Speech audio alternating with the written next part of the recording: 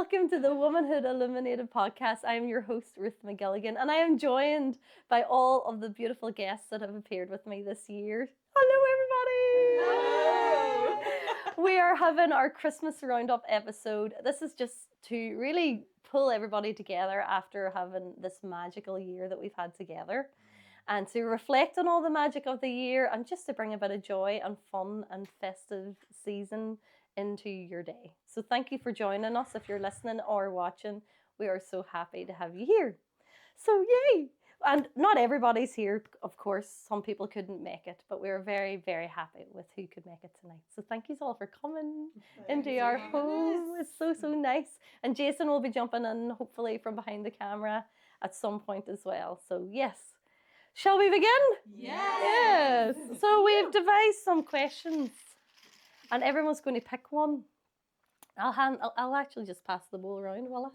He's going to all pull out a wee question there, and then we'll go round, and everybody gets to answer this question. I'm very curious. Jason wrote all of these.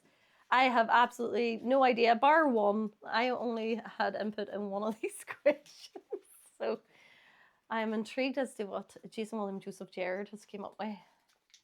Ooh, and I'm going to start. Will I? Yeah. Yes, and then we're all going to answer these questions, but we'll see. Hopefully it's a funny one to begin. Oh, what is your favourite Christmas movie? Home Alone. Mine is It's a Wonderful Life. What did you say? Home Alone. Oh, straight at I it. didn't realise it was my question. It's okay, we'll go around and everybody can answer. And I suppose, why is it your favourite? So, It's a Wonderful Life is my favourite Christmas film because of the story of it and the fact that, it's a beautiful reminder of what's important at this time of year. And we can all get caught up in the busyness of the season and the buying gifts and all the rest and forget just to appreciate our loved ones who are gathered with us, and that's the most important part. So it's a wonderful life for me. Claire?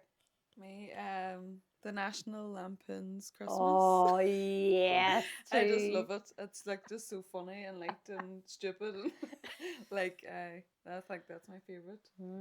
All-time favourite. I love it so much. See when the cat gets electrocuted? Oh my God. There's just so much to it. Like this. Do you know that you can buy a mat, like a bath mat, that is the electrocuted cat that you can put like in front of your Christmas tree? We know what Claire's getting for Christmas. Yeah. Oh, thank you, Claire. Brilliant. I love it. So, as you said before, my name is Home Alone.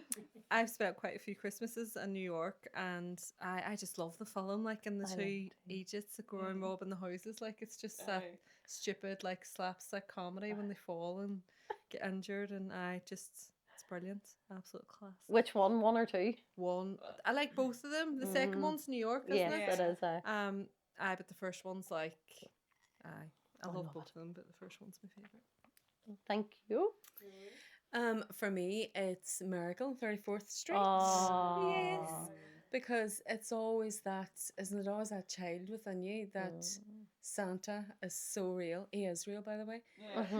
But to take yourself back to that childhood memory is just amazing. So it's escapism.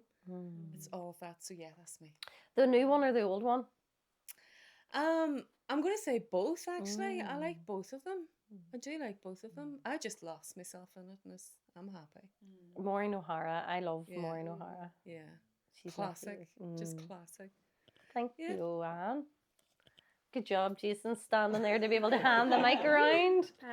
I have to say The Greatest Showman. It's been our favourite for years now in the house. I love Just it. the Waynes watch it non-stop and we love it. The singing, the dancing, all of it. I love it. So that would be what I'm going to say. Thank you. I have to agree with Anne. Miracle and 34th Street is my favourite. Yes, and the old one, more so than the new one. Do they have a colour of it now? No. They do they? No, I don't think so. It'd be worth a seeing. Die Hard. I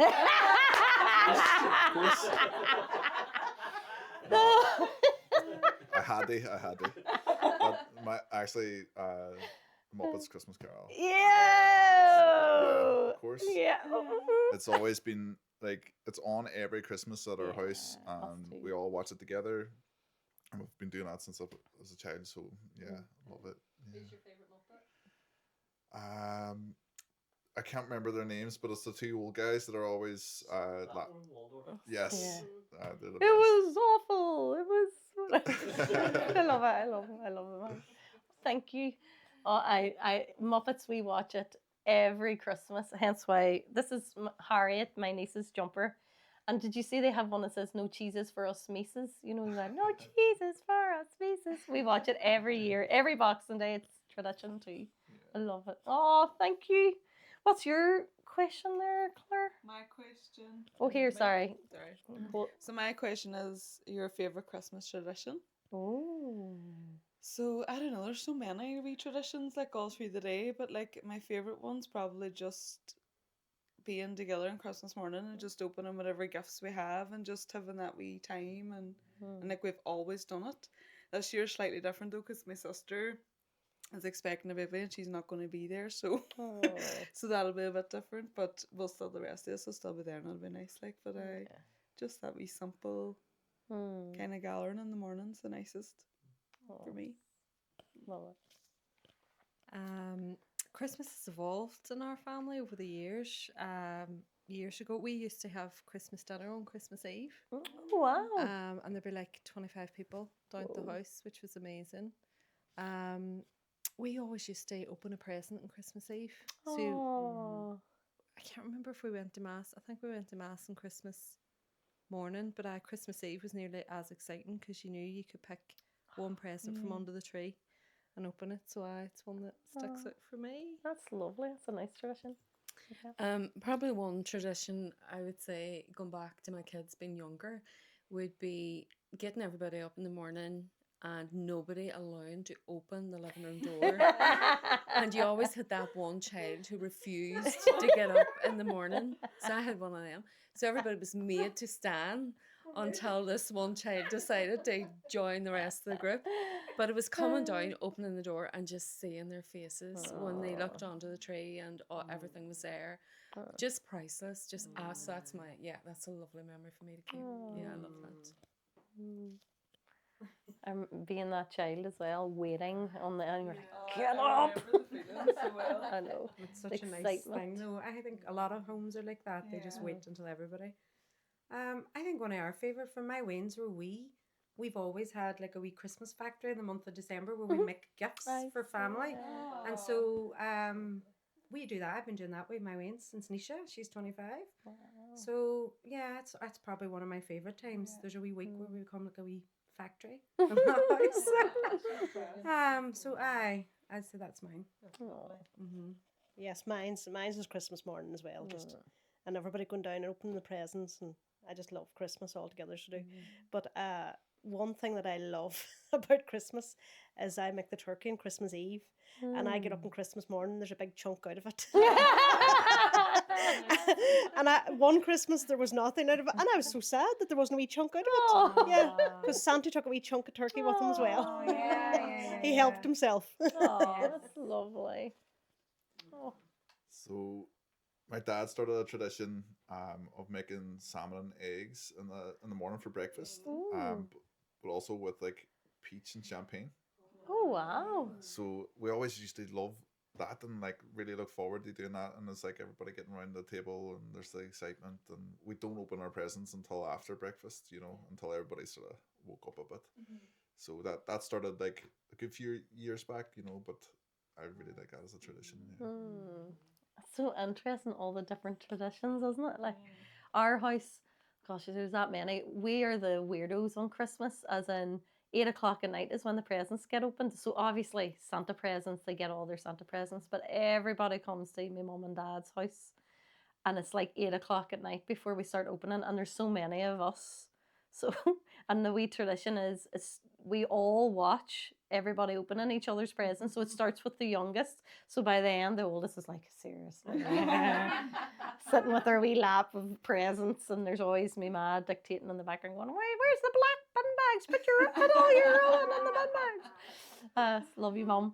And every year we'd be like, okay, Mum. And like, there's just, because the Waynes just love, jumping into the pile of all the torn wrapping. But it's watching from the youngest and getting to see everybody opening their presents. It's really magical. But and having that knowing that the magic was still continuing because you have that magic in the morning, but then going to mum and dad's then in the evening.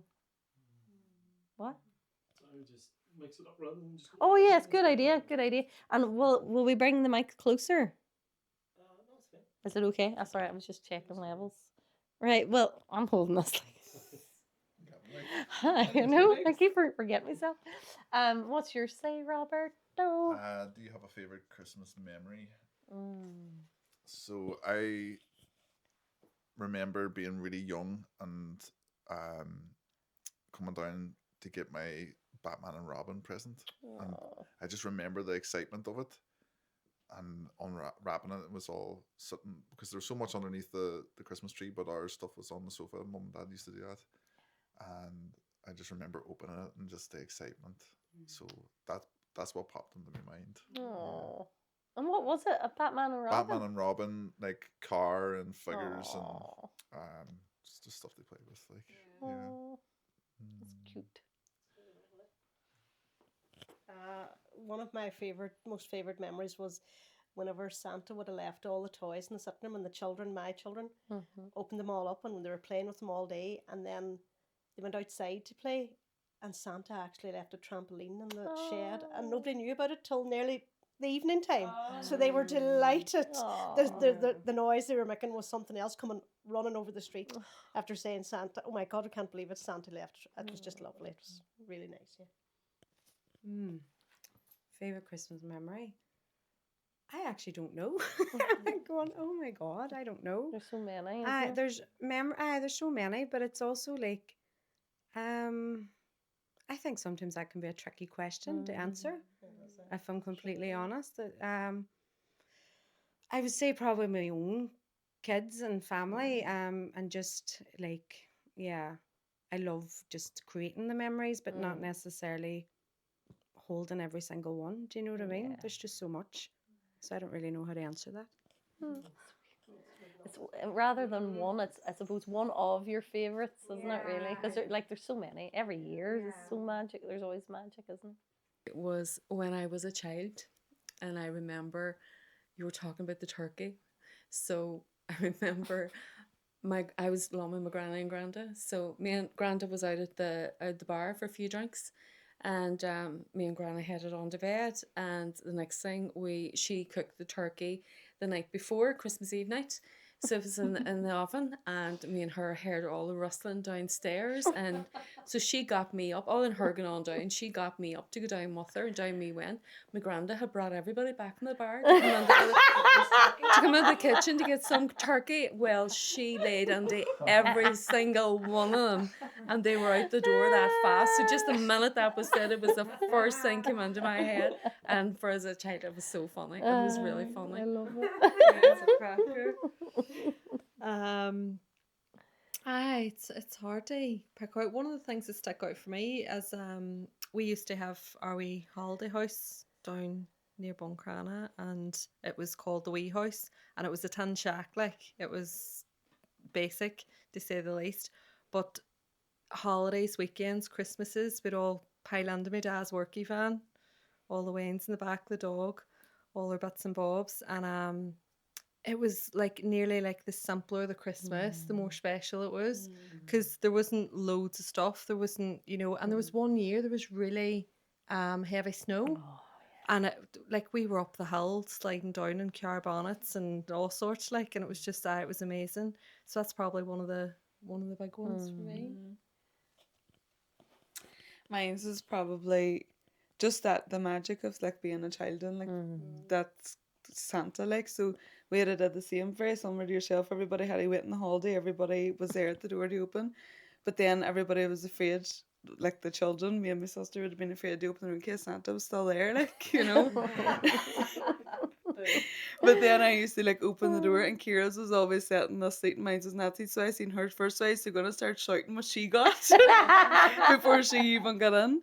But I just tell me like that magical, the memories of everything being so magical, like it's Oh, It's magic, really. it is. Mm. Yeah, childhood memories. I think it's so hard because you have your favorites from now, Mm-hmm. and you have your favorites from when you're younger, and even from childhood. Like my favorite from childhood, or one of my favorites, was again a snowy Christmas, a praying for snow, and on Christmas Eve at like 11 o'clock at night, it started to snow, and I was like, "Thank you, God!" And just that magic, and then Santa had came and I could see his feet prints outside and all, and it was just like on Christmas morning being like, oh, just a white Christmas, and playing snowball fights and going down like the same thing, like makeshift sleds out of black bin bags and all the rest. And like just tin lids as well. tin lids, exactly. Tin lids. Aye, yeah. And trays. Like you Aye, remember there was trays as well. That's it. And like just that was so magical. Like, and just being friends and family, we would always come to my granny's house on Christmas. Like Christmas morning after mass, you went then to my granny, my nana, Heaney's, and we would have also all the Heaney's, which was chaos because there's like freaking 50 cousins on the Heaney side. And then Christmas night, then after we've had our own Christmas, then we'd come out to just down the road from where we live, and we'd have our wee Donegal Christmas then. So driving out, even in the snow, was a whole adventure because, and I remember like both my brother and my sister went off the road in the wee turn in St. Johnson in the cars. And then they went out that night, I think to Kelly's or somewhere. Like, I don't know. Or no, it was down in, what are you, the place in Letterkenny? No, The grill. the grill. They went to the grill then. the Was it Golden Christmas Grill. night or was that Boxing night? I can't remember. But no, just like, Definitely a place to be, you know, at one point. hey, the chaos of Christmas, like all, being like the hustle and bustle of people, but also then we silent moments too. And other traditions on Christmas Eve, my mum and I would come out to put like wreaths. She still to this day makes her own wreaths for all like loved ones, and even like the wee neighbour that lived down the road who had no family, she'll still put something on there. She's like, you know that, and it's really beautiful coming into the cemetery. I think at Christmas, like there's a beautiful, a quiet, still peace that is like, oh yeah, and just going into the crib and getting a wee bit of hay from the crib when there's nobody in the chapel and it's really quiet and the lights, you know, that lovely like liminal space kind of feeling and the lighting, you know what I mean? Yeah. There's so many. How do you Christmas tell? night mass is really beautiful. I do remember having some beautiful Christmas night masses. You know, they were really lovely. We need to hear you. At Christmas night mass, I do remember, like, if you got to the night mass, they were particularly just pretty and lovely, and the carol singing, just singing. When they sing "O Holy Night." Once you hear the singing. But I think too, I love that about Christmas. I think is the singing is a big thing. Anywhere when you hear that, it just takes you to that feeling, doesn't it? It does. There's that when all the candles are lit in the chapel and they you know, one of the priests that's a really good singer, and then he might sing, or somebody in the choir sings "O Holy Night," and it's like, So beautiful. You get chills. when they hit that high note, and you're like, oh, yeah, so beautiful. Can I share a funny story? Yes, please do share a story. So my brother has lived in New York for like 27 odd years, and one Christmas we all went out and we're all in his tiny apartment, and we were just out on Christmas Eve, walking about.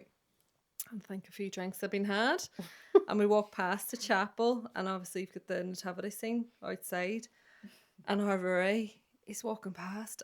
Am I allowed to swear? Hi. Just checking.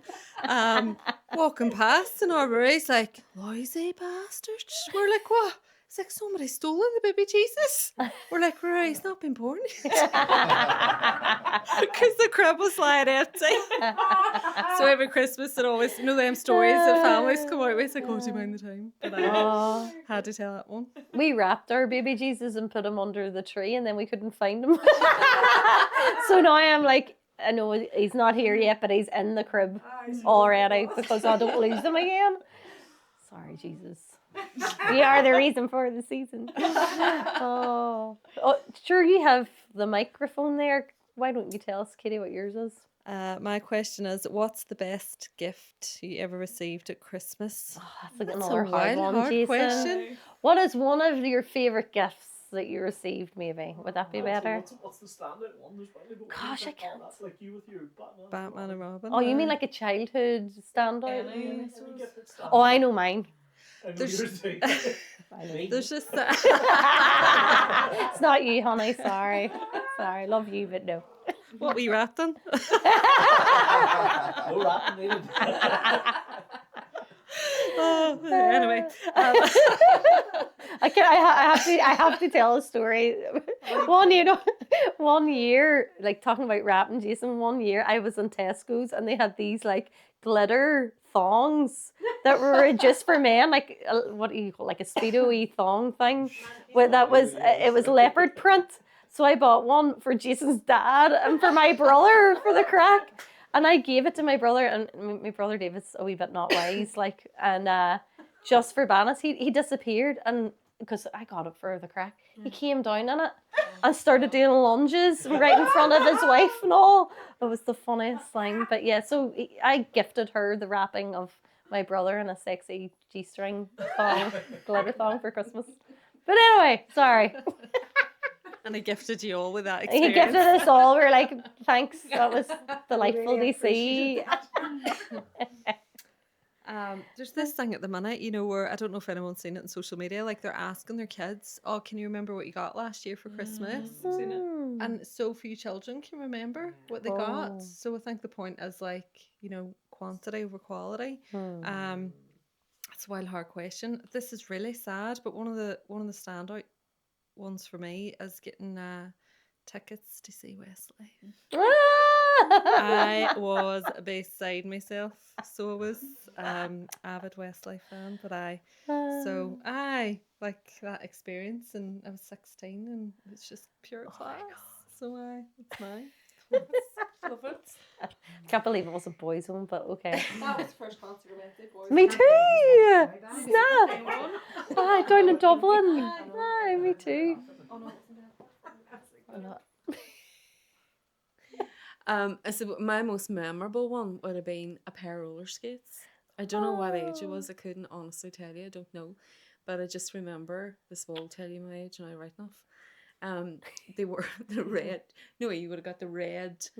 They were metal, and they had the red sort of. Do you know the ones I'm talking about? And you could have extended them out or put Yeah, the red buckle or put them thing, in and yeah. out. So I loved roller skates, and getting them that year just made my Christmas. Did you ever injure yourself in your roller skates? Up here, I was down on my knees. I couldn't tell you how many times, but I kept getting back up again. Hey.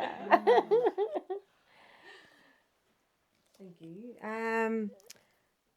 I got a wee flashback there of I remember getting this old wooden like school desk type thing, but it was like for an art desk, and there was this big reel of like endless paper and you know the arts materials and stuff.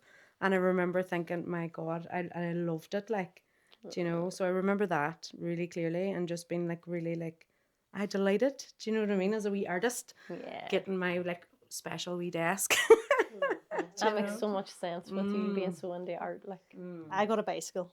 oh, I loved it. And that was the year there was a heap of snow on the ground. It didn't snow until 11 o'clock at night. And there was a heap of snow on the ground. And I got it was just beautiful bicycle. And here I was rallying up and down the road with my brother and sister at 5:30 in the morning. It was brilliant. Great. Oh, I love that. Yeah, mine was my first ever pro skateboard. Ooh. I was so buzzing. It was like a Sarlacc deck, tensor trucks, Spitfire wheels, like all the good stuff. Like and all my other friends were all getting skateboards. So we were all like and did Skater at dudes. the same time, you know.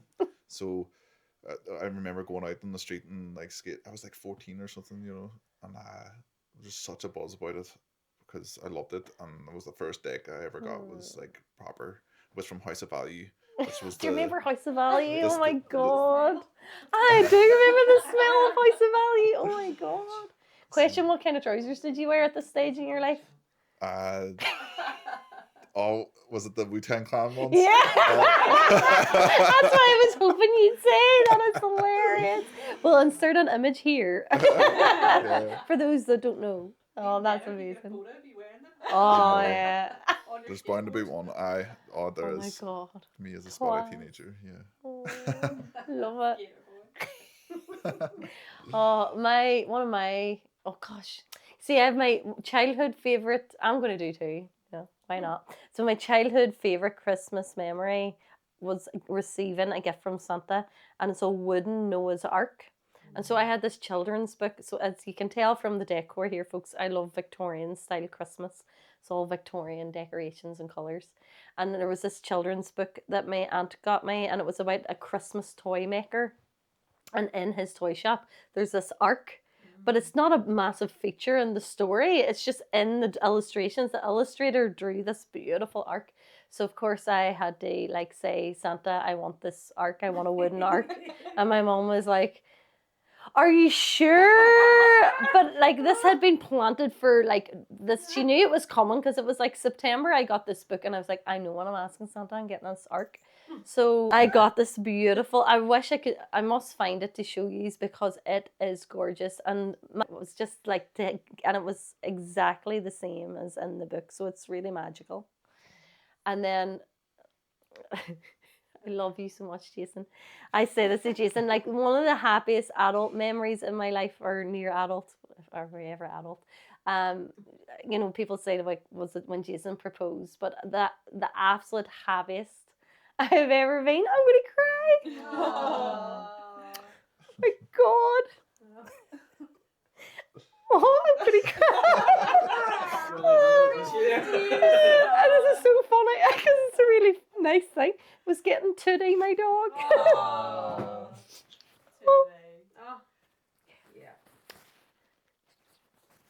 It's so silly, but that's how happy I was. Everybody was laughing at me because I was in fits of tears. But 12 years ago this Christmas, I'll have her. 12 years. She's not well. She's been sick. But anyway, she's just a wee light in my life. Yeah, that was her best Christmas too. Oh my God. And she was like smaller than a Sky remote. She was so like, she was this size. So there's photographs, so Tootie. Exactly. And I have since found out that toot is also a name for cocaine. So everybody thinks I'm so emotional because I got a massive present of cocaine. No, she's just, I always wanted a dog. I always wanted a dog. And my mum was like, you're not getting a dog, and fought Jason over this dog for so many years. And he was just like, fuck it, I'm getting you this dog. And unbeknownst to me, obviously.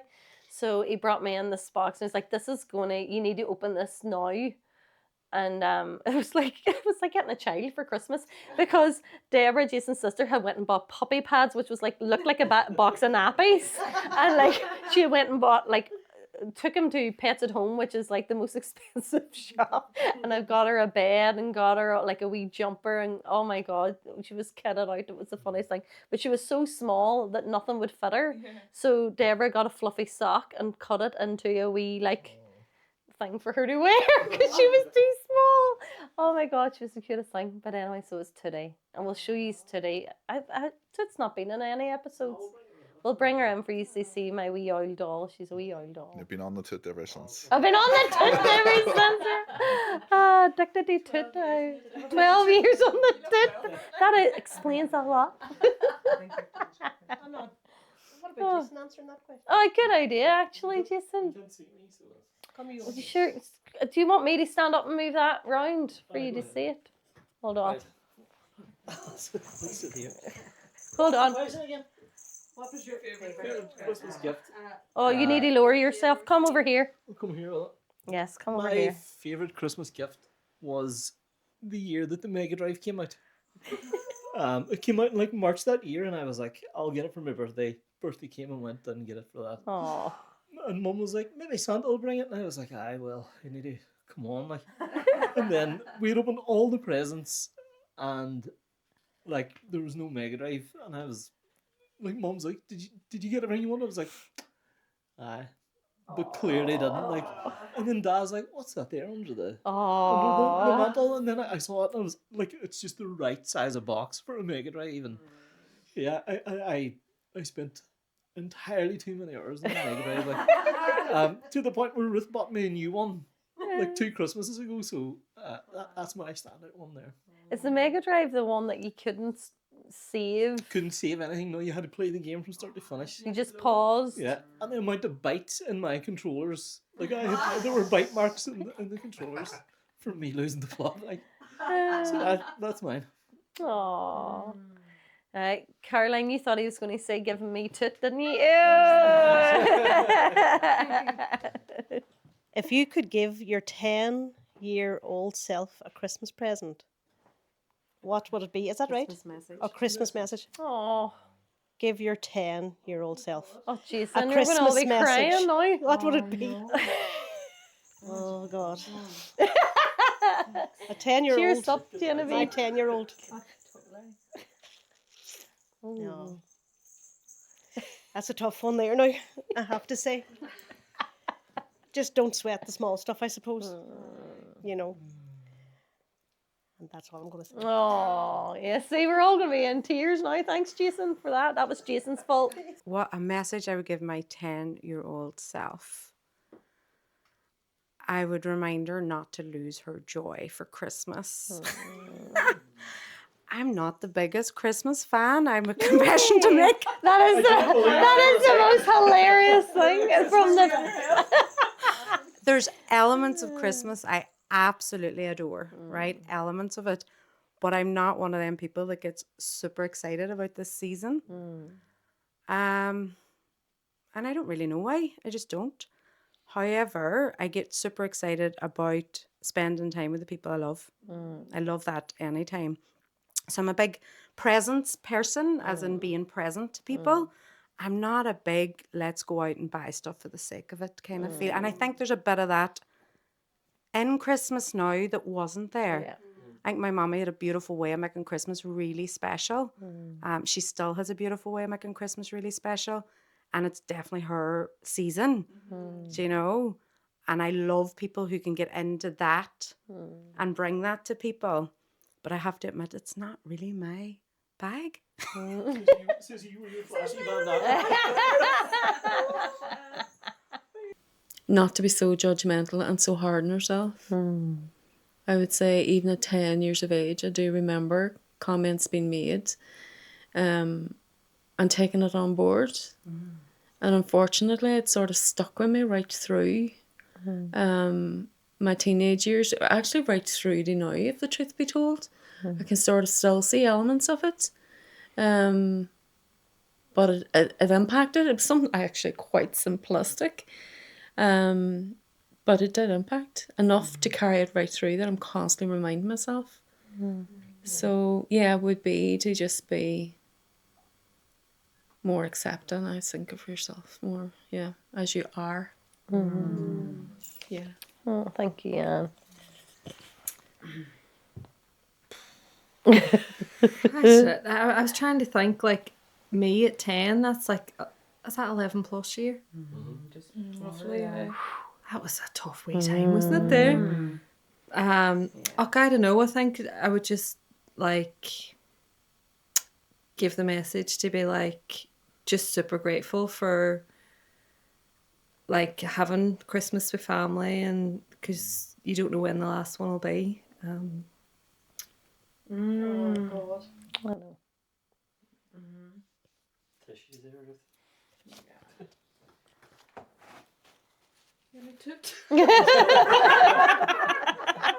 That would be a super fun podcast. Taking me back to my teen.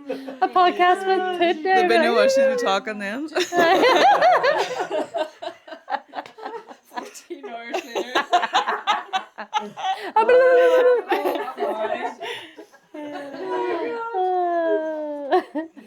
Oh, so funny. I would probably just kind of go with what Anne said, like just to believe in myself and just know that you are more than what you think that you are. Maybe a bit of self-love, maybe just more of that. Just through for them teenage years, especially going through all that, and aye. Because there are bags of fun then. Oh, Oh, it's so good. there it is. Love the teenage years. Yeah, We made it. I know. You ask people honestly, We made do it. you want to go back to your teen? Gosh, No, when I you know. think it back to the hormones raging through you and everything's so intense. Yeah.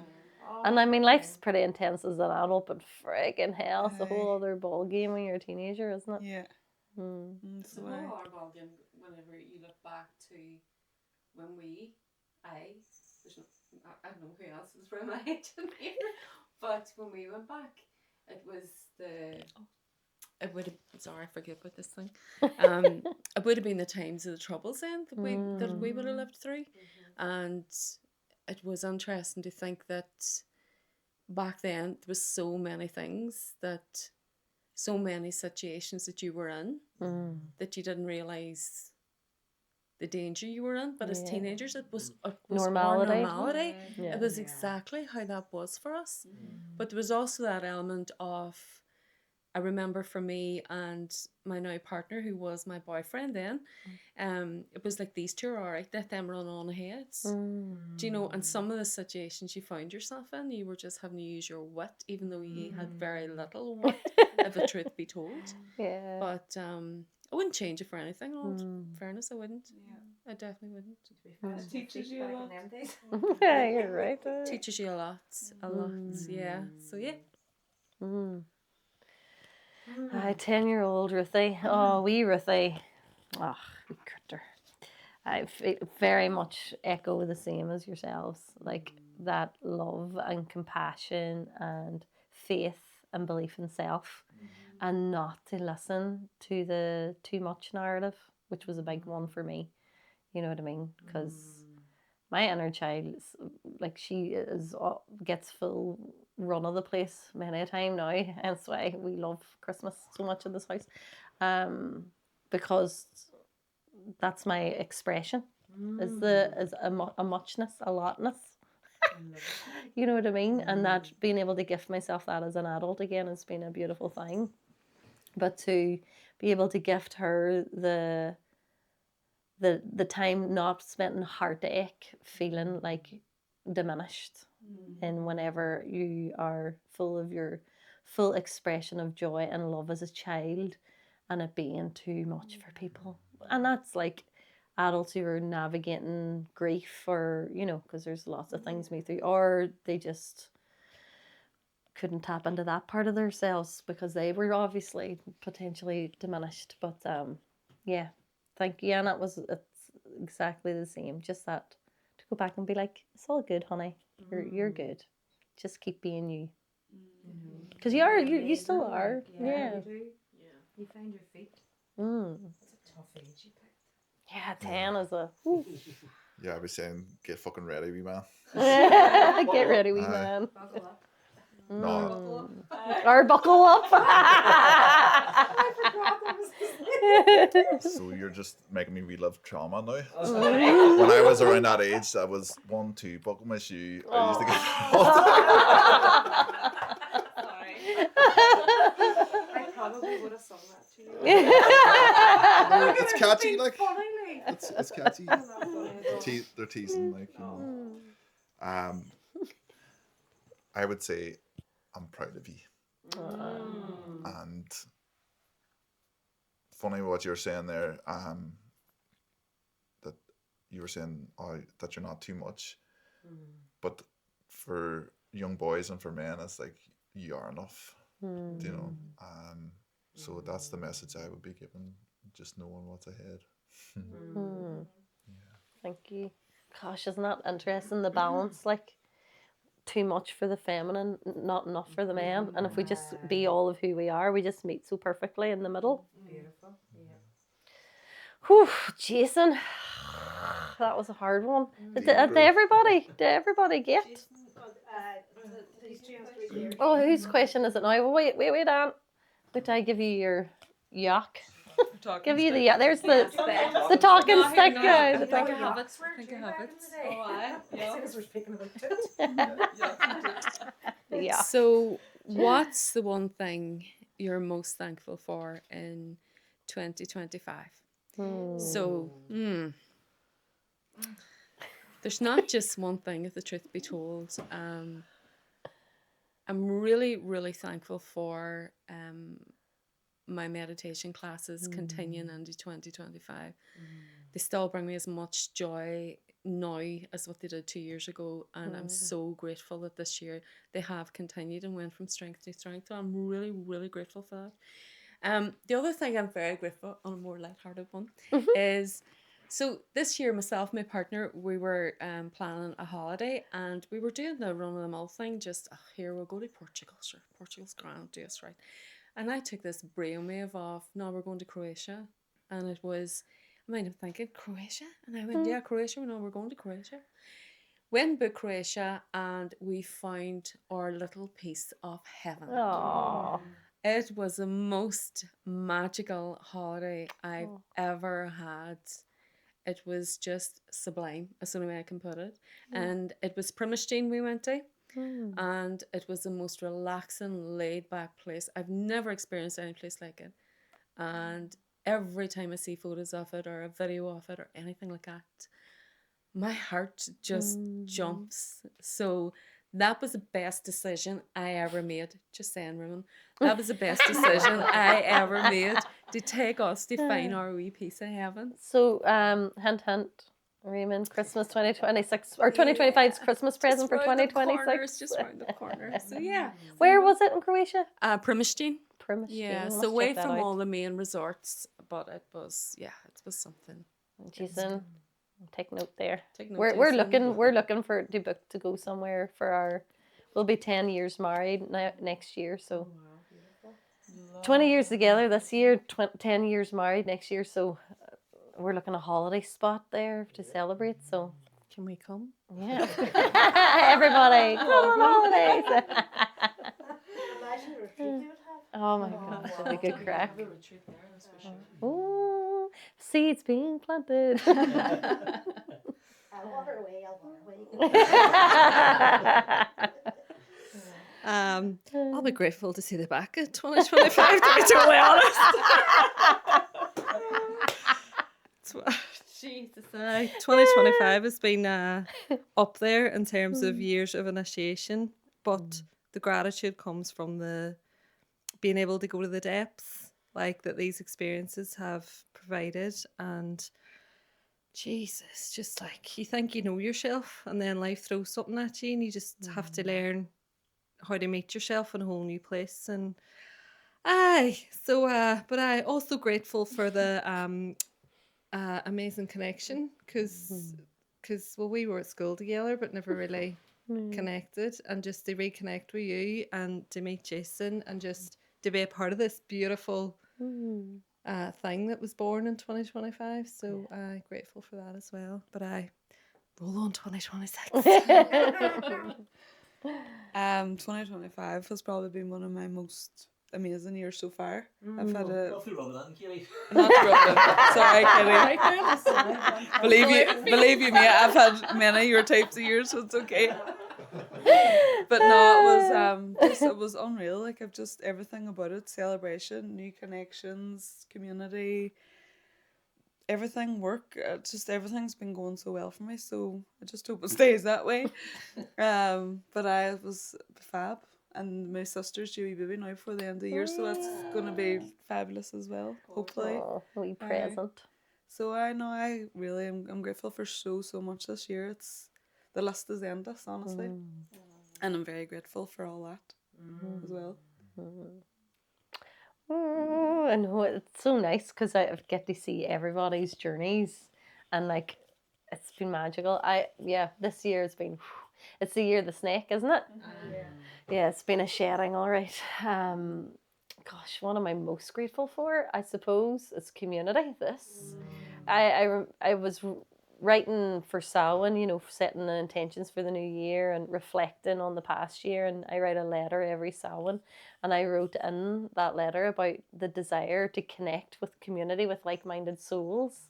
And this podcast has been the biggest gift. I think it's really solidified those connections, and like we've all spent time together now to get collectively and outside of our individual connections and that, and seeing that grow, how we all weave together. Like it's been, I'm most grateful for that, because it's just mad to think there's so many of you here, and those who aren't present but were on this journey as well, who weren't in my life this time last year. My mind boggles at that because it's just the heart connection. Do you know what I mean? It's a heart soul connection. I'm like, what? You know, like family, you know, that deep, deep soul connection. So I'm so grateful for that and birthing all of this. And yeah, womanhood expanding. Yeah. Yeah, community for me as well, big time, because there's been so much of it, so much connection this year, and yeah, there's been a lot of magic. Anytime we step in the community and start making connections, like so many things can happen from there, and so many seeds are planted, and then you just see like a couple of months down the line, oh, this amazing experience happened because we made that happen together, and just witnessing everybody in that as well, and everybody's communities and doing well in their own paths has been beautiful too. I'm really grateful for brotherhood. That's something I feel like I was missing for a long time, and we've made a beautiful community this year, and I keep making more friends with like-minded males, which is great. There wasn't many about, so I'm really grateful for the brotherhood that's forming around me. So so much gratitude. Thank you, Robin. Yeah, I have that much to be grateful for. So much. I don't know where to start. This year has been a roller coaster of emotions and highs and lows. It's absolutely been some roller coaster, I'll tell you, from the beginning to the end. Grateful for everybody who I have met. Grateful for some real beautiful, soulful people. Grateful for my family. Grateful for my husband, who is the rock and my knight that protects everybody. Yeah. I could write a book, but I'll not. Yeah, my heart is all warm and fuzzy, and I'm feeling the emotions. I've so much to be grateful for. So much. Like, this year's been just a real gift that I've just unwrapped daily in terms of relationship, connections, work, friendships, so much. And, you know, I was like, about fucking time. That's what I was like. Yeah. If I'm completely honest, I was like, thank you, do you know, because for a long time, it hasn't always been. I've had years like Katie spoke of there, and where I was looking and going, what the fuck was that? And, you know, and loving so much about my life. And at the same time, but I do think, honestly, truly, I don't even think, I feel and know that even when we're walking this life, right, so much joy is always happening right there alongside the ache and the grief and the loss and whatever else is happening in people's lives. And even though I've personally had a really beautiful year, people that I'm personally connected to, that I love so deep, haven't had that type of year. And you feel them and you love them, and sometimes we feel like we shouldn't celebrate so loudly about us having such a beautiful time in life whenever people we love maybe aren't. And at the same time, I would just encourage us all, like, just celebrate it, because do you know what? Most people are fucking delighted to see people do well in life. Yeah. It's a rare person that isn't. And there's something about watching each other really lift each other up. It's just bloody gorgeous, like. And I love it. And I'm very, very grateful for 2025. No idea how it's going to end, but I know that I'm held deeply, like. So yeah, and I'm really excited about 2026. Like, I can't wait. I'm like, bring it on. The expansion has been unreal. Oh, I have to keep it. Oh shit! Right. Do you want to answer the question yourself? Yeah. I think you should. Yeah. Yes, Jason, you answer. 2025 has Obviously, it's me. I'm the thing you're most grateful for. Obviously, Ruth's top of the list. I'm most grateful for Ruth. But no. legitimately, I think the thing I'm maybe most grateful for this year is the community that has built around it.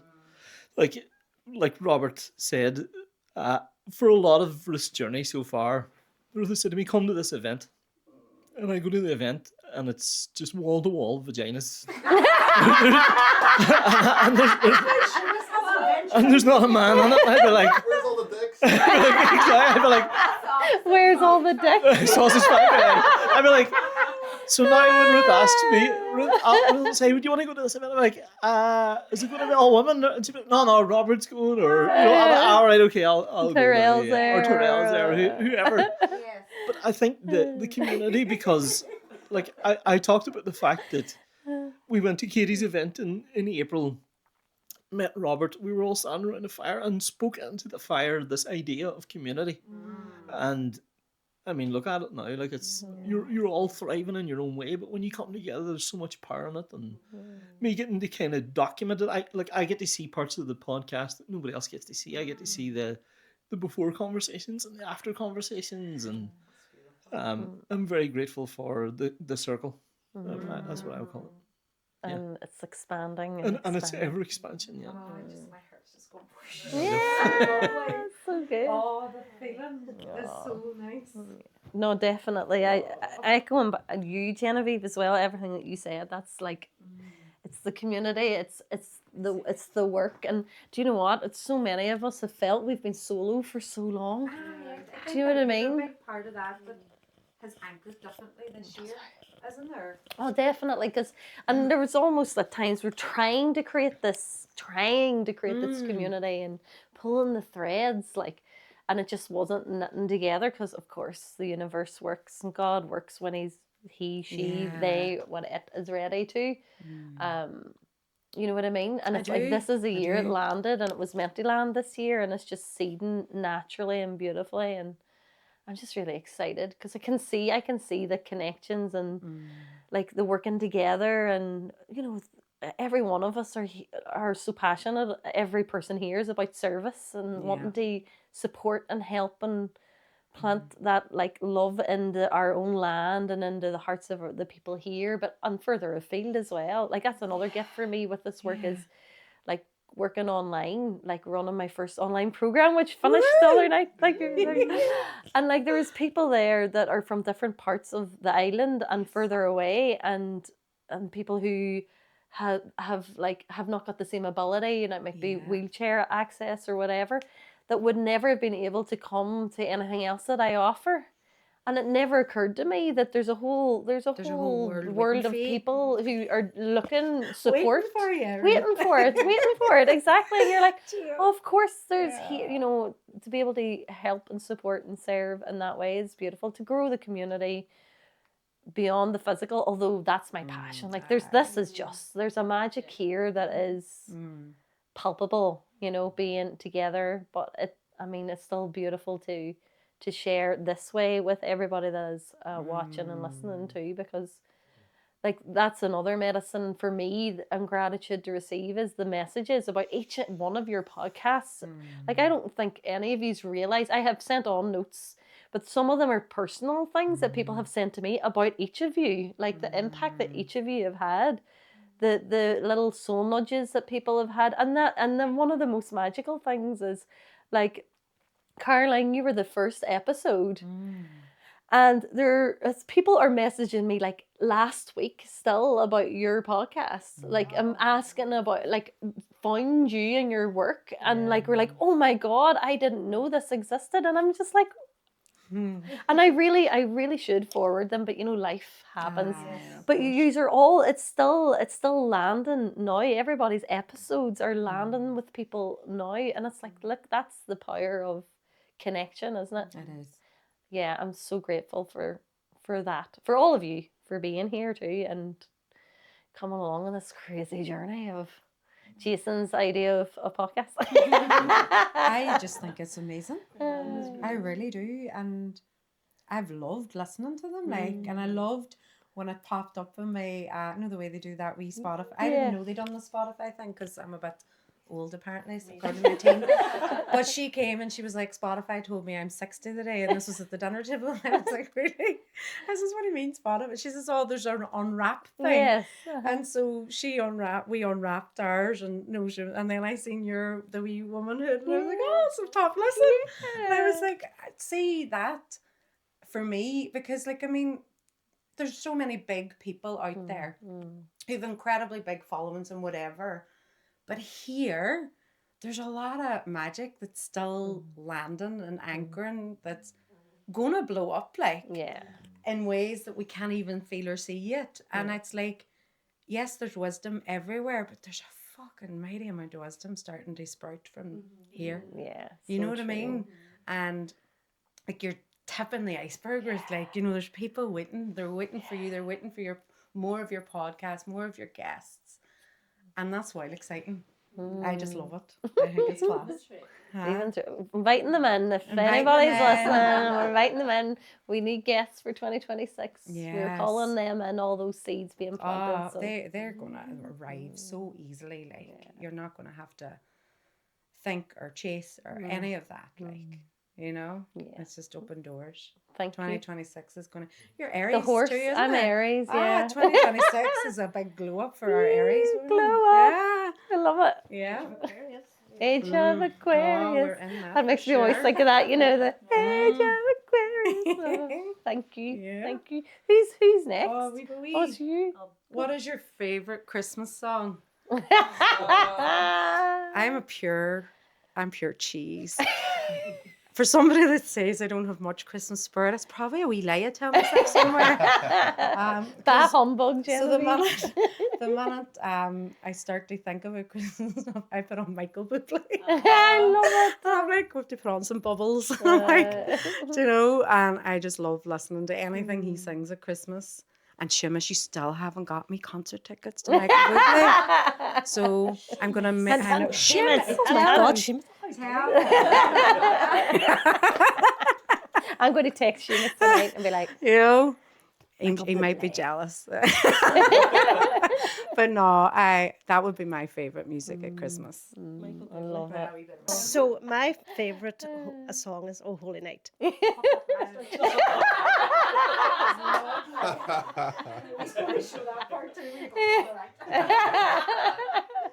I love it Oh too. God, the behind the scenes. Oh. I'm trying to think of probably that Christmas number one that hit the charts. Killing It in the Name of.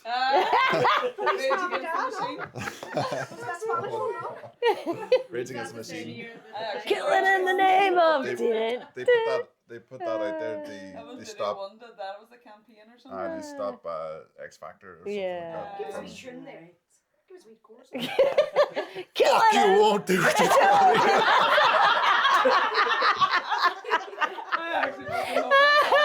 You weren't expecting that, Carly, were you? I'm so glad you asked You me that. won't do it, Dolby. Fuck you. Justified.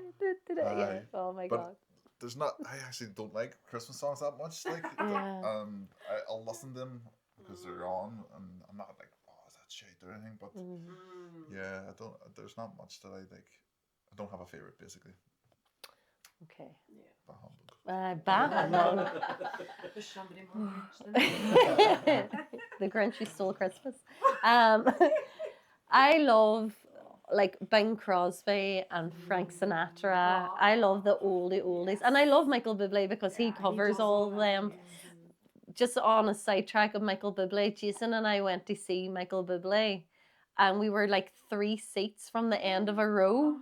And he surprised the audience by coming down the stairs from the back of the 3 arena. And like literally I could have touched him. He was that close.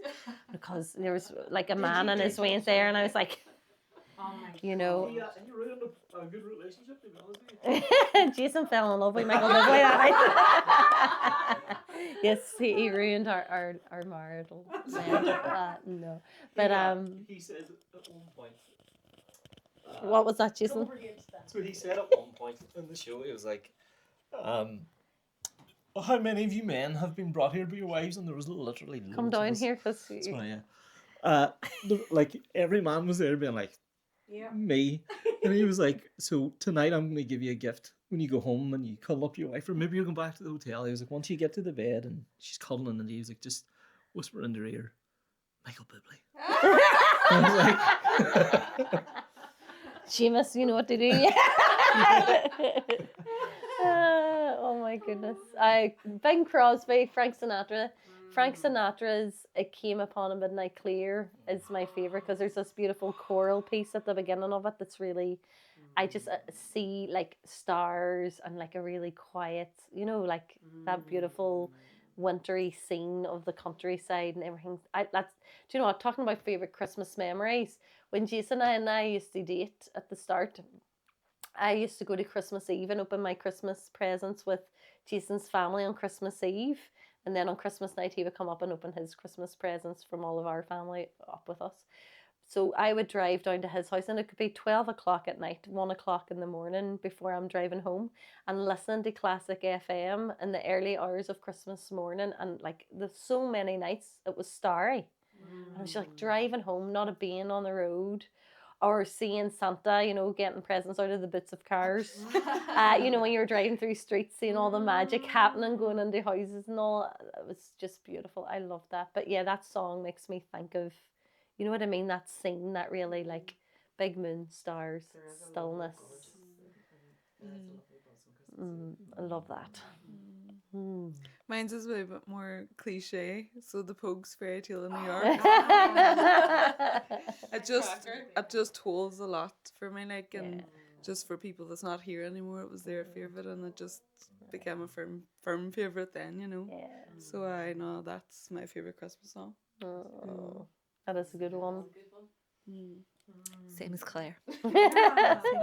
Because I keep going back to this. I feel like I'm talking about New York a lot, but my brother that obviously has lived away for years, so those years where we couldn't see him or whatever, every time he'd be in Liberty's nightclub and the song comes on, it'd be ringing him New York like on the phone to him.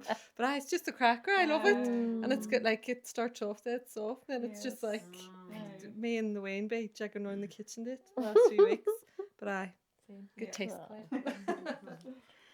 I'm probably on the same page as Caroline. It's Oh Holy Night. I beautiful. love singing Oh Holy Night. And the other one then that gets my feet tapping is Mariah Carey. I was waiting for All I somebody to want say for Christmas Mariah is Carey. you. I Absolutely. love it. So yeah. So from one extreme to the other, but both of those. You should have gotten people They to do. sing it rather than tell us. Or hum it. We have the kazoo game. Have you ever played it? Where you have to play and you. We could have done the kazoo. Guess that's tune Next year. for your 2026 wrap. 2026 wrap up is right. Is there nobody a piece left? Are we all done? Oh, all right. Okay. So, what does it say? Have you ever had a Christmas catastrophe? We have had so many. So, first of all, we have make it a Christmas tradition. Jason and I in our married life to run out of oil on Christmas Eve practically every year, like literally always, to the point that I even said to him yesterday, I was like, we need to order oil because you know it's getting to that time where we're absolutely going to run out of oil on Christmas Eve, so we'll be freezing our asses off. We like to get drunk on Christmas Eve and watch It's a Wonderful Life, and that has led to a few catastrophes with rapping and things, which is like, because we're not drinkers, so we get like, somebody always gives us a bottle of like Prosecco, and neither of us like it, so it's like, it's dead funny, it's like chug, chug, chug, chug, we're chugging like to get it in us because we like hate it so much. So it's not like an enjoyable experience, it's just like getting drunk and like bawling our eyes out watching It's a Wonderful Life. The most recent Christmas, it's not really a catastrophe, but I love it, is all of our Christmas, what do you call these again? Candy canes were eaten by mice that lived inside our Christmas tree. And what were their names? Their names were Tang Fango Bojangles and Bibbidi Bob. And Jason has written a Christmas poem about them, which you can tell. So yes, genuinely, I remember sitting on Christmas Eve and made Jason turn the film It's a Wonderful Life on pause because I was like, listen, and I could hear the And I was like, look, there's a mouse in the tree, which of course Jason didn't believe. And when we actually went up and looked in, there were 2 wee mice eating a wee candy cane. But the best catastrophe, I think, happened to actually Jason's mum and dad. They had a big, massive Maine Coon cat called Thomas.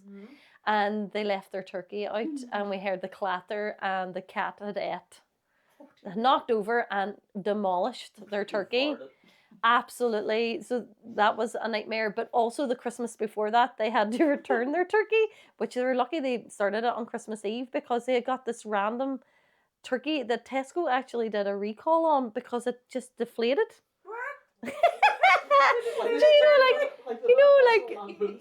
National Lampoons, where it just goes. That's what it was. It was like National Lampoon's Christmas turkey, where they 2 years in a row had nightmares with their turkeys. So yeah. Oh, and leaving tools in the cooker and suddenly being like, why is there a wild smell of plastic getting ready to cook, and leaving a pair of scissors in the oven to melt. And then the other one was a spatula that was left in the oven with the turkey. So yeah, couldn't eat that plastic turkey. You won that question. Yeah, that's not it. There's loads more, but those are the most recent catastrophes. Everyone's like, oh, what? It's probably turkey related as well. Oh. It's just funny, But it wasn't the worst thing could have happened. But I put the turkey in. It was Christmas Eve as well, and it was on for whatever many hours, and I went, and the oven wasn't working at all. So the oven had broke on Christmas Eve. No.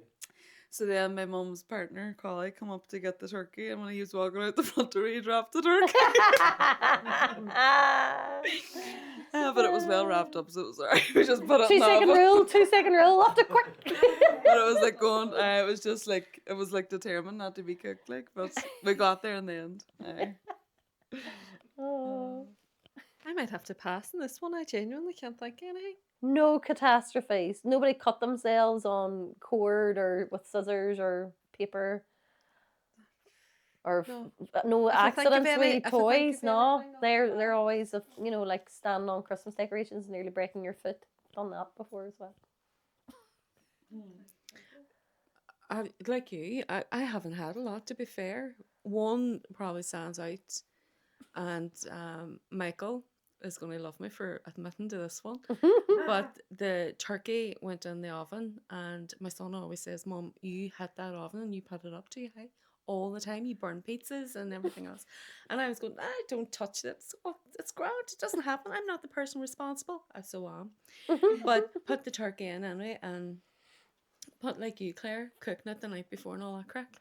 So next morning got up and I thought, right, start the turkey again, get that done. No, turkey gravy is turkey gravy. You don't get it any other time of year. So Anne puts the turkey in, puts the oven on, must have went past the oven and hit it. So the oven went clean up as far as it could, burnt the arse of the turkey, no gravy, no Brussels, no veg, no nothing. No. Everything was burnt. So Michael, I hold my hands up. You're 100% right, son. I am responsible. What did you eat then? I had to go to my cousin's and ask her if any spare Brussels sprouts, and Christmas Day I was running about there, everybody else looking for it. I'm trying to think. I'm the same as Kitty. I'm trying to think if there's been any Christmas catastrophes. There's none I can think of my immediate, and I'm trying that there was bound to be, back in the day, I'm sure. But I honestly can't think right now if there was anything. I remember one time the electric all went out in Buncrana. I don't know what year it was. Do you remember? There was a year it all went out. It was Christmas Day. There was a bit of scrambling for who had gas ovens and who, and I remember thinking it was probably the same storm or something. there was a storm, and I remember and it was over Christmas, and I remember she was feeling quite smug that he had his gas cooker. But I remember there was a rallying about of helping people out or something. There was something like that. So it wasn't a personal necessarily. Still but it was there was a lot of houses where we were everybody was helping each other with whatever, so people got Christmas dinner. That was a good community thing, wasn't it? That was ages Yeah. ago. I can't remember now. Last year my oven element broke as well, and I, as I say, I do my turkey on Christmas Eve, And at 8 o'clock, I put it on. And at 12 o'clock, I was taking it out saying, this isn't even water. What's going on here? The whole thing was banjaxed. The oven was banjaxed. So it was. So I took it up to the mother-in-law and she cooked it for me. It was great. I don't do the Christmas dinner. No, me I neither. just show up at the table pretty. You show up said, I don't really like Christmas, but I'll have a turkey. The only thing I can think of is the time where I came in on Christmas Day, and when I was arriving, and I was seeing my mom, and I was like, "Oh, how's it going?" And we had all bunched up to buy her a present, and I was like, No. "Oh, did you like your Kindle Fire?" And we hadn't opened we're supposed to open the presents together, like, and I just I don't know where my head was at, but I just, and she's like, "I got a Kindle Fire!" And everybody's looking at me all. And then the only other thing I can think of is when the whole house got COVID and there was a whole lockdown in the gaff and all. I was like, oh, this was madness. And then going home, then they spent 2 days in another house full of sick people as well. And I never got COVID though, so I don't know what was going on. Hard as nails. Oh my, we have like, I honestly, we have yearly catastrophes, like genuinely, like there's always something. The boot got locked. Remember that year, Jason? All the presents were in the boot and we couldn't get the boot open. So we were like, well, you aren't getting any of your presents because they're all locked. We couldn't get the boot stuck. Yeah, we had I can't even, what else? There's been so many. You covered quite a I did get a bundle good few, didn't I? We love to make Christmas difficult for ourselves. Okay. Have you learned a valuable lesson this year? No, none. Sweet Lord, I have too many. Cheekers. I'll let that one percolate. Back to you, Robert. Have you learned a valuable lesson this year? Whoa. Most valuable lesson. It's a hard A one. valuable lesson. It doesn't have to be the most valuable. I can just think of one.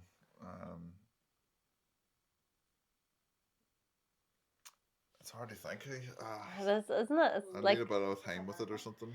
yeah, the 'Cause most all I can- valuable lesson. All I can think right now is just to trust. Yeah, that was literally going to be mine. Surrender and trust. Surrender and trust. That word came up a lot this year, surrender, and just trusting that things are going to work out because they always do, and just having faith in that, and that's been really supportive for me. So yeah. Snap. Yeah. Well, no, I have nothing to add. I just agree with everything he says. It's very, very good. I think this year was challenging now, I have to say, and surrendering to the higher power and trusting that it would be sorted by himself. Most valuable or a valuable lesson. I think for me, the most valuable lesson I got this year was recognizing and seeing very quickly where I was overstretching myself or bending to meet, or I got to see very, very clearly and very, very quickly when I was expending too much of my energy in not a reciprocal way, and so it gave me a lot of really good information in terms of, say, people pleasing or self-doubt or even worthiness and things like that. And so these things just anchored quite strongly around me, and I was like, thank you for that. Thank you. And just that kind of feeling. Really, it was a good year for boundaries, and maybe that's why I've had a good year, because maybe I was just really shite at them before. I don't know. So true. Love it. A valuable lesson that I've learned this year is probably to return to that time in childhood somewhere where every decision you made came from a place of the most authentic part of you, which was your heart and your soul. And we lose that as we go along because with so many external people, places, things that influence so much. So the valuable lesson this year for me was to stop and just almost like put a bubble around myself and drop into my heart space when I need to find out what I need to find out and know that it's there, because it always has been there, but we just lost it somewhere along the line. So that for me was such a valuable lesson this year, because I got so many answers from that. And again, it was the trust and surrender, Robert, the same thing to what I heard and hear. And it was trusting and surrendering to that and learning as an adult to do that, where it wasn't innate as a child. So pulling that back again, that was a very valuable lesson this year. Powerful. No lessons. I had a brilliant year. Sailed through it. Done. Just the trust and surrender. Like I was listening to you, and I'm just like, like it's all well good as I trusted, I surrender, and then when you're in the thick of it, it's like, fuck's sake. But I need control over this. I think this is an ongoing bit of learning for me, is that I am learning that it really doesn't matter what life throws at me, I will get through it. And you know, if you had a wee spoiler before things happened, you'd be like, there's no way. I couldn't cope with that. There's no way I'd get through it. But you do. And you just find the strength from somewhere, and surrounded by, do you know what I mean? I've leaned so heavily on my wee tribe, which includes everyone here, like this year. So learning to ask for help as well when it's needed. Like, it's not a weakness to ask for help, and draw on the support that people are offering you, with discernment. But so what's that saying? It doesn't matter. What is it? They say God doesn't give you anything more than what you can handle. He must think I'm a fucking ninja. You're a ninja. You're a warrior. Again, just that trust and surrender, and I feel like I definitely leaned into that more this year and let it happen without freaking out so much, like just really trying to like surrender to everything that the divine's throwing my way, and they know that everything's going to work out and for the good of me and everybody around me. So I just that as well. Yeah, me too. Mine is trust and surrender. It's been like a 2-year long journey for me, my trust and surrender piece, from reading the Surrender Experiment book like 2-3 years ago now, and like really implementing that. But for me, it's getting out of my own way. And that is the trust and surrender, and the trust not just in the divine, but trusting in myself, in that connection to the divine, and letting that guide, and that getting out of my own way every time that I have a moment, that human moment of like letting external forces or the should and shouldn't all over myself, you know, I shouldn't all over myself, and what would someone else think and all that, and I get all of that, I stop now. It's like that's the lesson, that awareness now, to go, oh, you're doing that thing, listen and stop and listen, get out of your own way. And to really, the thing, for one of the key things has been that, like, believing, I said it the other day, what is it? Seeing is not believing, believing is not seeing. I'm doing it wrong again. To me, believing is not seeing. You know why they say seeing is believing? For me, it's believing is not seeing. It's believing before you have the evidence in your life. It's believing contrary to the evidence in your life. It's the knowing, and that's the trust and surrender. Trusting myself, trusting the divine, and surrendering and getting out of my own way, because that is to me true belief in the deep knowing. Because contrary to what I'm seeing, I can't see beyond the horizon, and I keep reminding myself and returning to that, no matter what is being sold to me, to remember that it's all an illusion. So everything can change like that, and change is instantaneous. It's not a, we often climb. Isn't it? like, This is it. none of us knows what meets us tomorrow, like, Exactly. you know? Yeah. And even Right though, there. Oh, yeah. even like, so even though we're here in this space, none of us know what's going to meet us tomorrow. None of us know when something's going to come into our life to shift it in a big way or a little way or whatever. But the one thing we're certain of is like we have this constant connection to something that nobody has words for it really, but we all feel it. And there's many people across the globe, and myself included, try to bring words to something that is only ever really felt. And everybody feels that. Doesn't matter where they come from, who they are, background, privilege, none of it matters. It's all there. And if we can remember that in those moments when life changes and brings us something hard or something that asks more of us or maybe less of us, whatever it might be, then I don't know, there seems to be that surrendering really just seems to happen with a greater ease then. And it's like, you know, the forcing and the pushing and all the things that human beings do, right? We're always going, what can I do to make this stop or make it go away or blah, blah, blah. And it's like, I can't. All I can do right now is just tap into something inside here and make this work whatever way I can. Yeah, And I think that brings peace. Sorry. Yeah. Go ahead. No, so I think that brings peace of mind, peace of heart.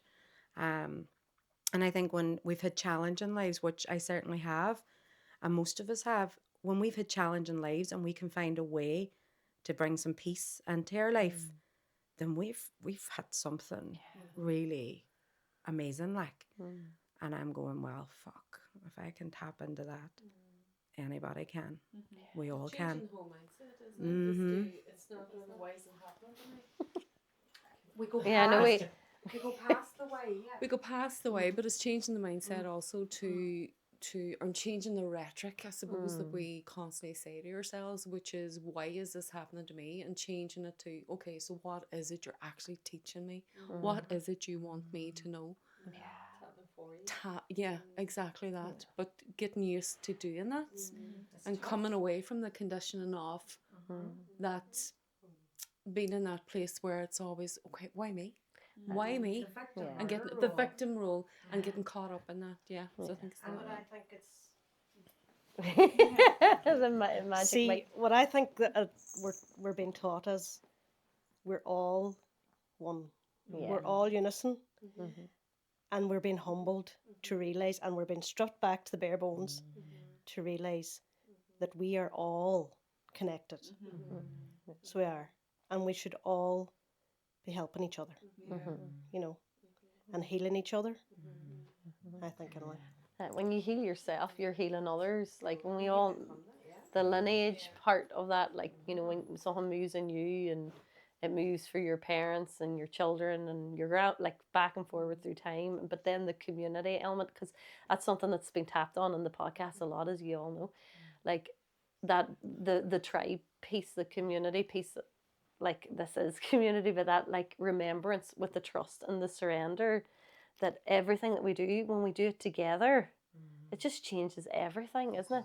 And that acceptance too, because, you know, the word acceptance can be a wee bit, it's hard to sit with, isn't it? Depending on where it's been added to. But to me, that is what the surrender is. There's this like bigger, the greater knowing of the acceptance that, like, well, what does it all come down to in the nuts and bolts of it, that the human survival mode kicks in, that fights against? It's like life and death. And so whenever you accept that this is a part of your journey, it's the dying that we're living each day as we die. Do you know what I mean?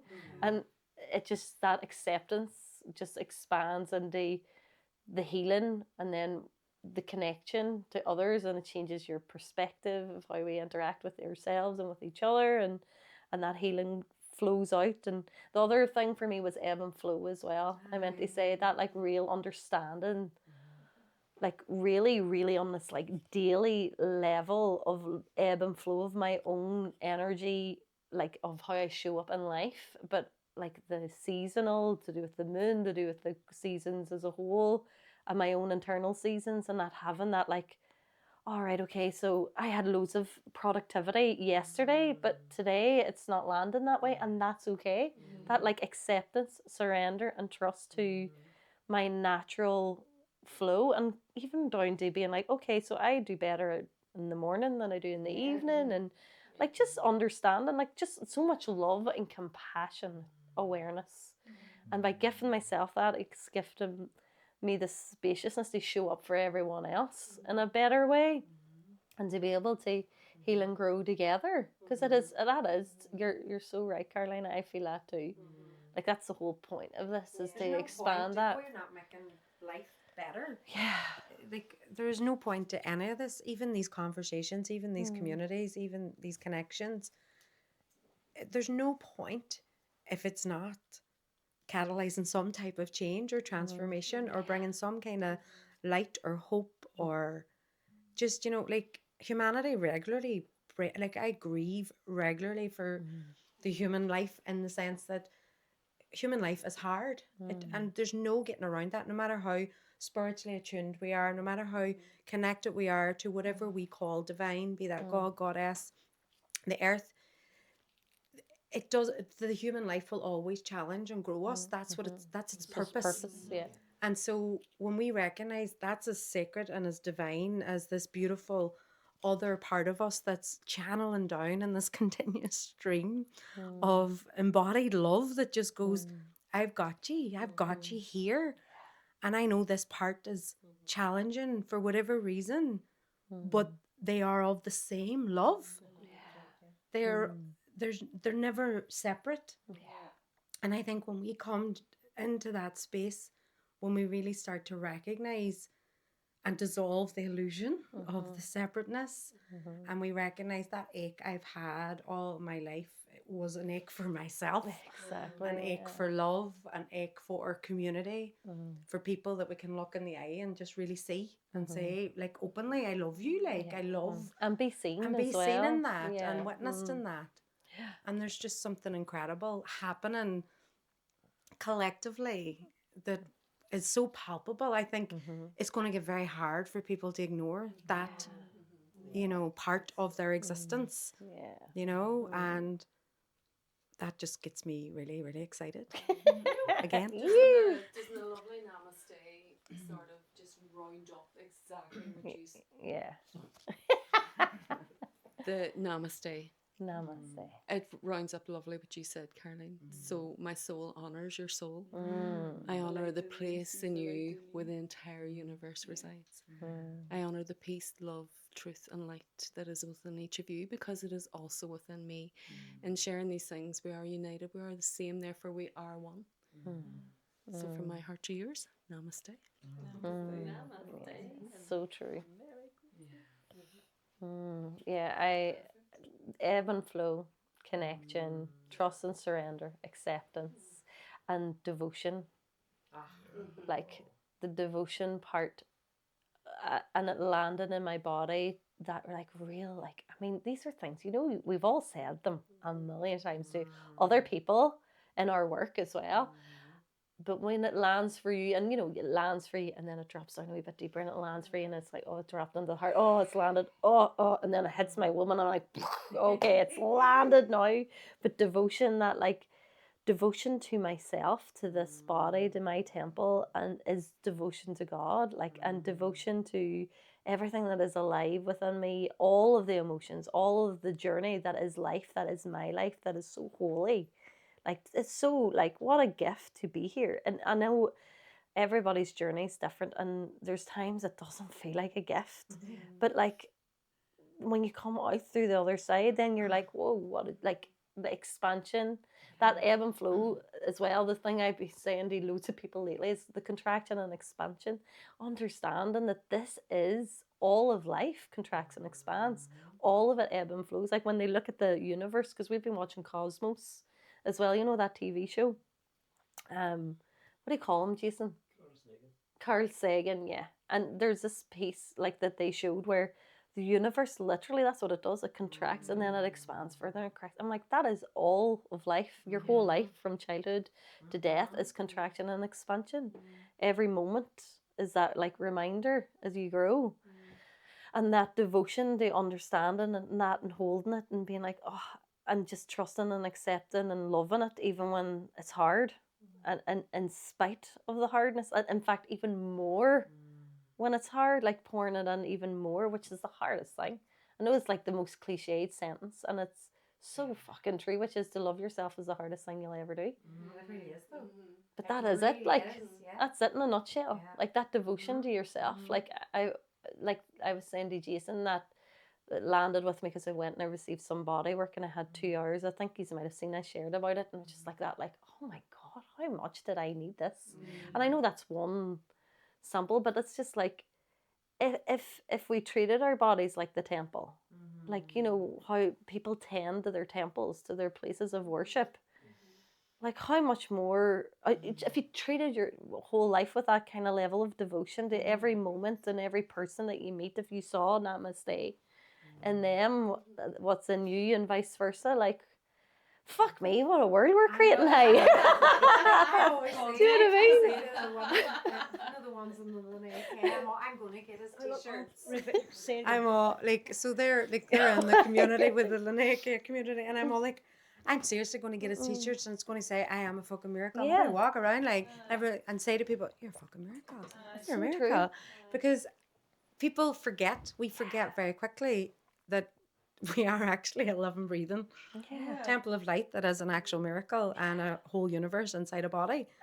I know. And when people feel into that, you wouldn't feel like, I'm going to limit myself, would you? No, you feel You'd be limitless. like, oh my God, like, well, where can I take that consciousness, that frequency, that energy?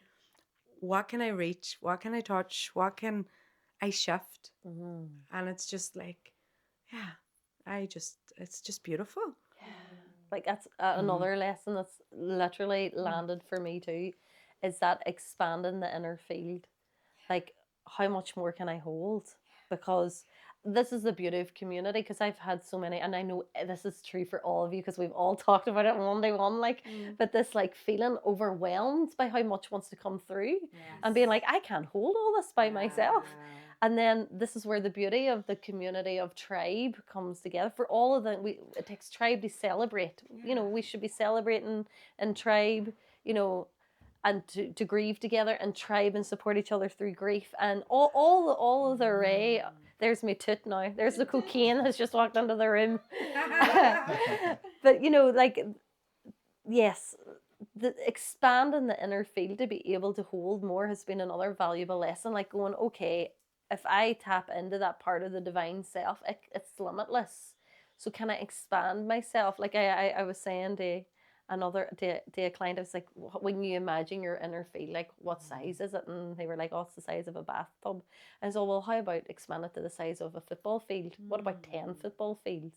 Like when you feel that expansion, it's like, whoa, that's how limitless we are. That's been another valuable lesson, to be able to really start embodying that level of abundance. You know what I mean? And abundance, I mean just of energy, of life force, of the divine, of devotion. I think we have a responsibility to meet ourselves in that way. You know, and if we're not taking on that responsibility, then I think that's where a lot of problems can come as well. You know, but if we can be responsible to meet each other in community, to meet each other in grief, or like, that's where the magic starts to come, and that's where we start to come together more. But I have responsibility for myself, to look after myself, so then I can take on responsibility for others as well, for helping others. So responsibility is a big one. Sacred leadership and sacred responsibility, they're going to be big core themes moving forward in 2026 and 27 for sure. We all have a responsibility for ourselves, for our beloveds, and for the earth. You know, and if we can just, that's a simply put. You know, because that is our tribe, isn't it? Your first tribe's your family, and then there's the family you choose for yourself, your friends. And then when you start, it's just their friends and their families, and this is when we realize we're just one family. When we start, but it all starts with at home, doesn't it? Like, and the first home is your own self and your own body. You tend to that in a devotional way. then you'd show up differently in your relationships. It really does. It shifts things massively, like your perception of even how you interact with people and how you see them. And I don't know, it removes the ego a wee bit, doesn't it? I remember, it must be 20 years ago now, going to, I can't remember whose name is, somebody did a talk, a coach, and he said ego is edging God out. And I was like, I love that, because that's what it is. When you get caught up in that narrative, you're forgetting the divine within you. And whenever you remove and stay in that devotional space, like you don't take things so personally. And you'd be like, oh yeah, this isn't about me, this is this person. And it's just more love and compassion, isn't it? Like, and we have to remember this is a learning planet. We're on a learning planet at the moment. So what we learn, then we move on to the divine with, you know. And if we don't learn enough, we have to go back. Yeah. How many lifetimes do you think we've all lived, eh? A lot. I am a billion years old. I've loved a lot.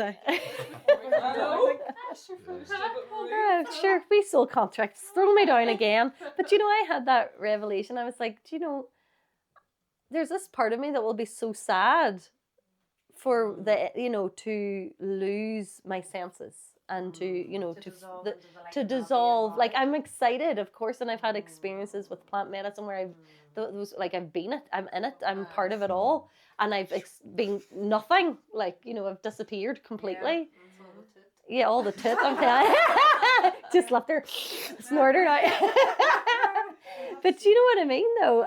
And yet I have these moments of being like, when you're crying, do you ever have these moments where you be crying and then you be like almost nearly laughing at yourself, then and a minute later being like, fuck me, what a joy to be crying over this. Like, do you know what I mean? It's bizarre being like, wow, how amazingly beautiful is life. Like, even in the grieving, even in the real, like, deep into your marrow grief of loss, like as you all know, my daddy has Alzheimer's, and like that's a fucking ongoing journey. But there's just these moments where I just be like, wow, this is so horrific in some ways, but so fucking beautiful in others.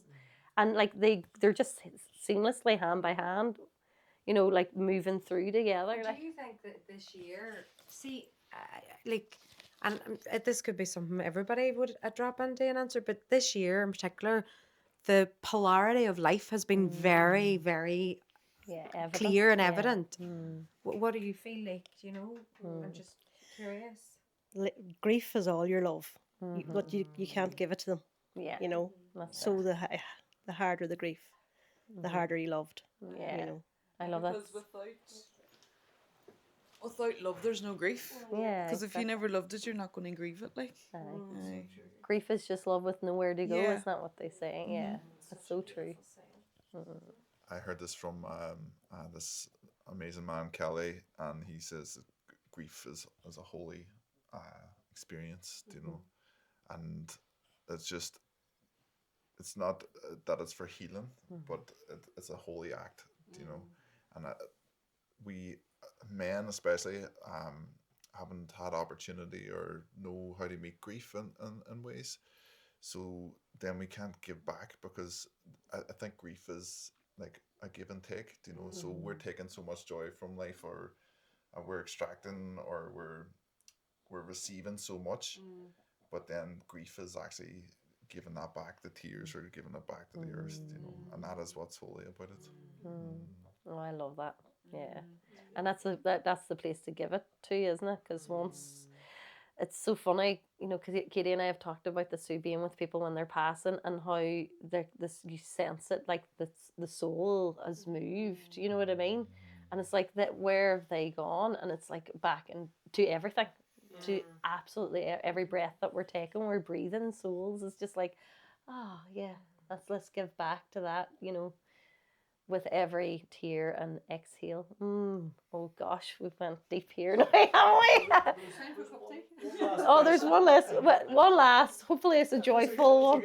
Oh, it's a good one. Is this a roundup, is it? What time are we on there? An hour and 40 minutes. We're doing all right. Hold on. Before we do this question, I have to introduce you to not cocaine. Just a reminder, just not cocaine. What time is it? Because she's due food as well. Oh, did you? This is the baby who doesn't want to be on camera. How has your been? She's like, I'm done. What are you doing? There, now, wee woman. Okay, so the last question for everybody is, if you could offer one Christmas wish to a listener, oh, what would it be? That's a lovely end. Jason, well done on these questions, by the way. Well done. Oh, we'll need to sit with that one a minute, I think. Ooh. I don't know. I just think everybody deserves some joy and happiness in their life. So just joy and happiness to everybody. And that goes for everybody. Same for me, double. So yeah, I want to wish everybody a happy Christmas, but give your wee 10-year-old self a good hug because you deserve it. Oh, that's nice. Love that. Christmas wish. Do you know who do I want to give my Christmas wish to? I think I really want to give it to those that. So when I wrote my first book, I dedicated to those still hurting. I do believe that there will always be people that don't know how to move past that on some level. And so my wish is for anyone that is really hurting, that they just, I don't know, they find some comfort in the words that we've spoke and some peace in their hearts and their mind. And yeah, a Christmas wish would be a beautiful wish for people just to not. Yeah, I would love to see people not hurting. I really love that. Do you know? I am feeling in particular those that are maybe struggling with addiction or those that don't have the safety of home or life or love. Yeah, they're who I'm really feeling this year in terms of, That's a good one, Genevieve. Anybody else?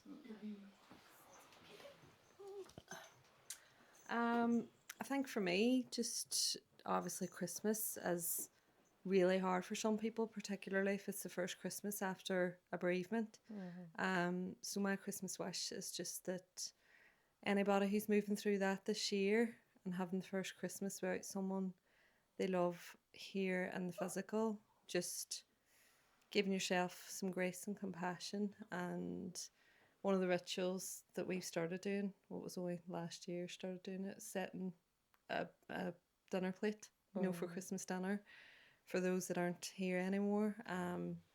But I just sending loads of love to anyone who is navigating that, because Christmas does bring it up, and it makes the absence feel bigger.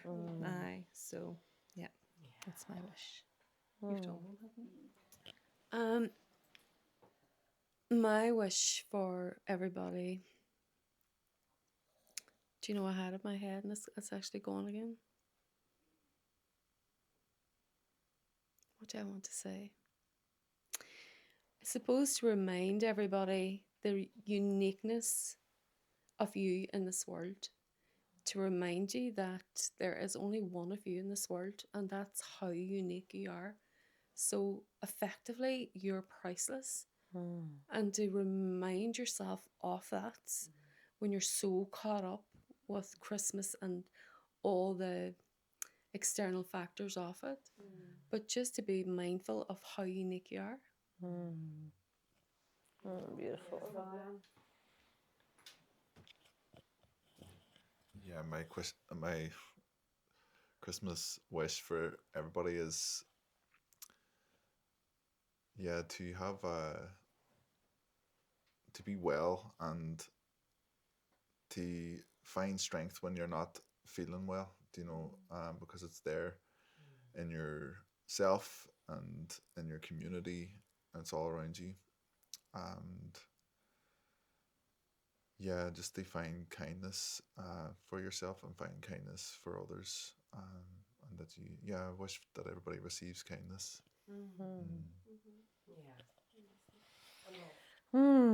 Whoa. That everybody has a toot. Look at her. She's trying to jump down off the sofa right now. Maybe she needs the bathroom, does she?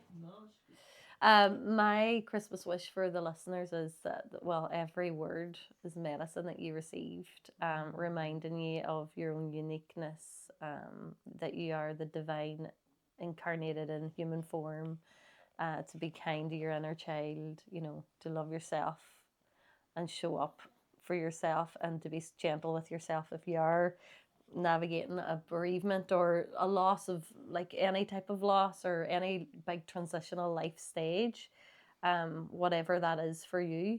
And for me, I suppose my gift that I would gift you is joy, that joyful remembrance of the gift that is life in all of its forms, and however way it lands for you, that you can find that joy in your own life, that you can remember the truth of who you really are as a divine being in a human form, and that you can gift that joy to others, like to be that light of illuminating love for others. And whenever you find that joy and that light, that when you look in the mirror that you see it. If you don't see it, that when you look in the mirror that you can see what we all see, or what your loved ones see, and how special and precious and miraculous that is. That would be mine. Jason, do you have one? Yeah. What, do you want to sit here? Sure. With swapsies? Yeah. My wish is just that, or my blessing for you would be that you find what we found this year. Like, I keep going back to it. It's been a common thread throughout the year that this was not a thing in the first quarter of 2025, and the stars have aligned, and like we have sung together, we've shared our art together, we've spoken our intentions into the fire, and everybody sitting around here now is testament to the fact that we're aligned, and it's magnetic, I think. Yeah. So I hope that you find that magnetism that we found. Like there's nothing quite like community. Finding your tribe, like your family is one thing, but finding your soul family is another. So I wish that for you. Amen. Hallelujah. Yeah. Oh, no, you can't. No. I've been wanting to do this all night. This is Ivan Borland for Merry Christmas. And scene. Isn't it is Ivan Borland? Where's she? I love it. Today is looking out to pee, so that is like the perfect ending. She's about to leap on you. What, darling? You go pee pee. Oh, she looks like she's about Well, to jump up. you can let her out there, Jason. Just before we close, thank you all. Thank you for taking time out. This is a busy season. I suppose that would be another, just a gentle reminder for all of us and for everyone listening and watching, is to remember what this season is really about. It's not about the tree or the presents or how much you've spent or Santa even. It's about love, and to remember that, and that like the season is actually about slowing down, and have all got caught up, or not, we haven't all. A lot of us have got caught up in this rat race, consumerism Christmas. And I just hope that tonight is a gift for you to receive the remembrance to just be still and to slow down, and to, really cradle those fond memories, and to enjoy and reflect on the beauty that is life and your life, because, that's what the season's about, isn't it really? It's about love, and all of the ways that we've experienced and expressed love as well, receiving it too, because we always talk, it's a lot about focused on the giving, and remember to receive too. 100%.